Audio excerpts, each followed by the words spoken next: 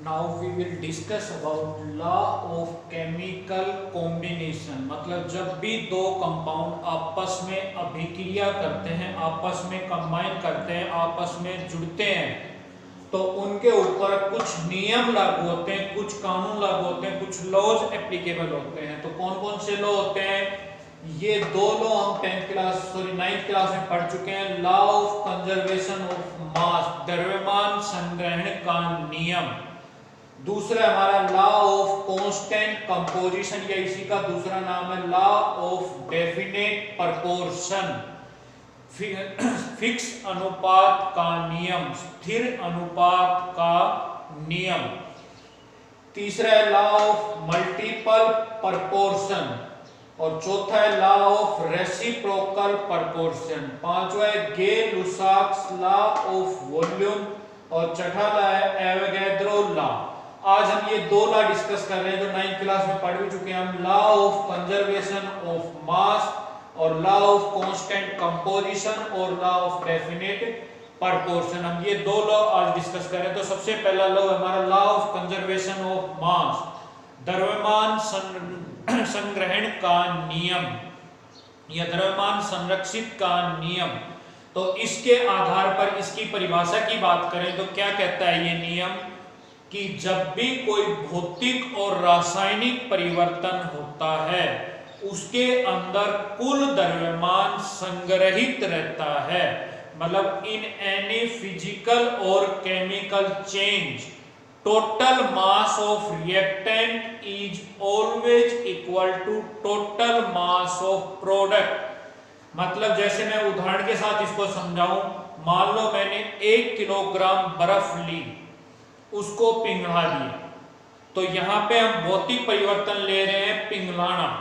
तो बर्फ को पिघला के मैंने पानी बना दिया, तो बर्फ का द्रव्यमान जो हमारे पास शुरुआत में उपस्थित है, जिसको हम अभिकारक या रिएक्टेंट कहते हैं, उसका द्रव्यमान है 1 किलोग्राम। और उसको पिघलाने के बाद जो हमारे पास बना, जो उत्पाद बना, जो प्रोडक्ट बना, पानी, उसका द्रव्यमान भी 1 किलोग्राम ही होगा। ये हमारा law of conservation of mass कि जब भी कोई भौतिक या रासायनिक परिवर्तन in any physical and chemical change total mass of reactant is always equal to total mass of product, जिसको mathematically MP is equal to MR. MP है मास ऑफ प्रोडक्ट और एमआर है मास ऑफ रिएक्टेंट। मतलब सब दूसरी परिभाषा की इसकी बात करें तो mass neither be created nor be destroyed.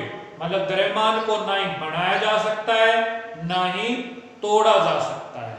ये हमारा है लॉ ऑफ कंजर्वेशन ऑफ मास। इसको दिया था साइंटिस्ट एंटोनी लुइसियर ने 1789 में, 1789 में। तो कई बार एग्जाम में पूछ लेता है कि what is the law given by Antoine Lavoisier. तो ये कौन सा लॉ है हमारा? Law of conservation of mass. और इसी नियम के आधार पर हमने 10th क्लास में बैलेंसिंग ऑफ केमिकल इक्वेशन किया था। रासायनिक अभिक्रिया को संतुलित जो हम करते हैं वो इसी नियम के आधार पर करते हैं। अब दूसरे लॉ की बात करें, लॉ ऑफ कांस्टेंट कंपोजिशन, स्थिर अनुपात का नियम। ये दिया था जोसेफ प्रोस्ट ने 1799 में, 1799 में जोसेफ प्रोस्ट ने ये लॉ दिया था। तो इसका नाम है लॉ ऑफ कांस्टेंट कंपोजिशन, या दूसरा नाम इसी का है लॉ ऑफ डेफिनेट प्रपोर्शन, द्रव्यमान संग्रहण का स्थिर अनुपात का नियम, जो क्या कहता है कि ए compound which may be form from any way the ratio of weight of elements is always fixed. मतलब कोई पदार्थ किसी भी तरीके से बनाया गया हो, कहीं से भी लिया गया हो, उसके अंदर जो तत्व उपस्थित होते हैं, जो एटम्स प्रेजेंट होते हैं, उनके द्रव्यमान का अनुपात हमेशा फिक्स रहता है। जैसे इस वाले एग्जांपल में जो मैंने यहाँ पे कार्बन डाइऑक्साइड का एग्जांपल लिया है, इसमें कार्बन और ऑक्सीजन दो एलिमेंट है, दो तत्व है, कार्बन और ऑक्सीजन। इन दोनों के द्रव्यमान को अगर हम कार्बन डाइऑक्साइड में निकालें तो कार्बन का द्रव्यमान 12 ग्राम और ऑक्सीजन का हो जाएगा 32 ग्राम। तो ये हो जाएगा 3:8। तो कार्बन डाइऑक्साइड कहीं से भी बनाई गई हो उसमें कार्बन और ऑक्सीजन का अनुपात हमेशा 3:8 होगा। जैसे मैंने उदाहरण लिया, पहले हमने कोयले को जलाया, ऑक्सीजन की उपस्थिति में कार्बन डाइऑक्साइड बने। दूसरे में कैल्शियम कार्बोनेट, चूने को मैंने गर्म किया तो उससे कैल्शियम ऑक्साइड और कार्बन डाइऑक्साइड गैस निकली। तीसरा, कैल्शियम कार्बोनेट की मैंने हाइड्रोक्लोरिक अम्ल HCl के साथ अभिक्रिया करवाई, CaCl2 कैल्शियम क्लोराइड, H2O जल और CO2 गैस निकली। चौथा, 2NaHCO3 बेकिंग सोडा को मैंने गर्म किया तो Na2CO3 H2O जमा CO2।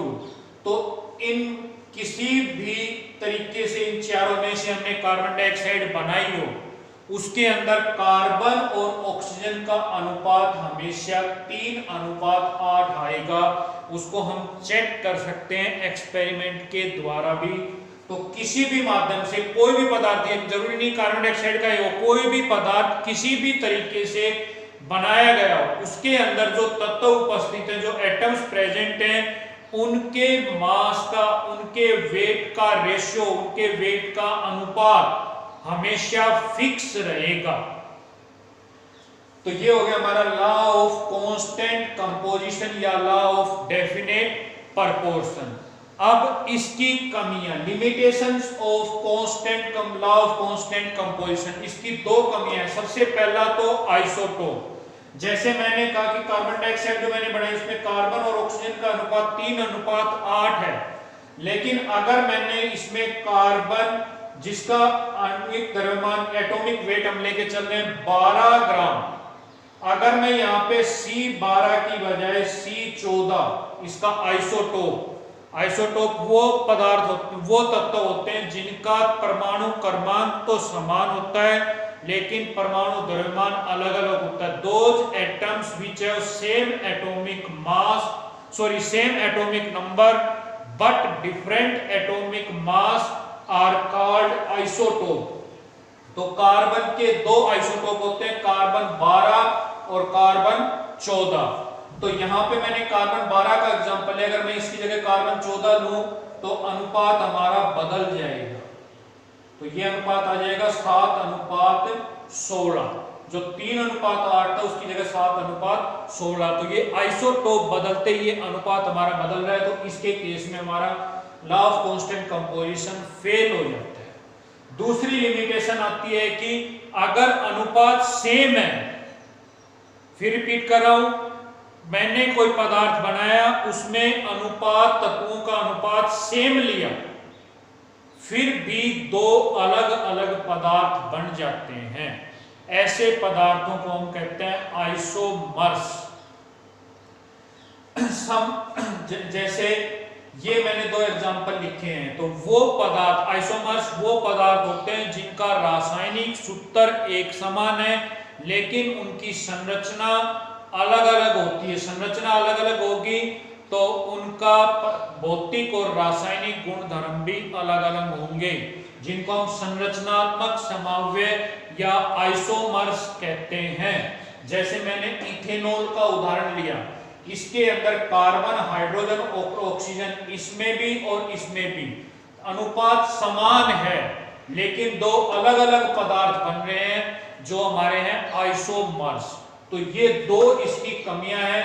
फिर रिपीट कर रहा हूं, लॉ ऑफ कांस्टेंट कंपोजिशन हमने बात की है कि वो इसके अंदर जो पदार्थ हमने बनाया उसमें तत्वों के द्रव्यमान का अनुपात हमेशा समान होता है। ये हमने इसकी दो कमियों की बात की, पहला आइसोटोप और दूसरा आइसोमर्स। आइसोटोप अगर डिफरेंट लेते हैं तो भी हमारा रेशियो चेंज हो जाता है, अगर रेशियो सेम लेते हैं और उसके आइसोमर्स बन सकते हैं तो भी हमारा फिर कंपाउंड या पदार्थ अलग अलग हो जाता है। तो ये हो गए हमारे दो इसके लिमिटेशन।